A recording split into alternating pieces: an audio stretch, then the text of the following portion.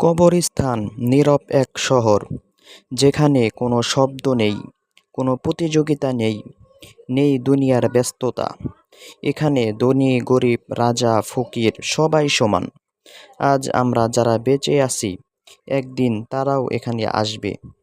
কবরের মাটির নিচে শুধু ঈমান আর ভালো কাজই সাথে থাকবে। যে হাতগুলো আজ দুনিয়ার সম্পদে গর্ব করে, সেগুলো একদিন মাটির নিচে নিথর হয়ে পড়ে থাকবে। যে মুখ দিয়ে আজ অহংকার আর গীবত হয়, সেটি একদিন নিশ্চুপ হয়ে যাবে।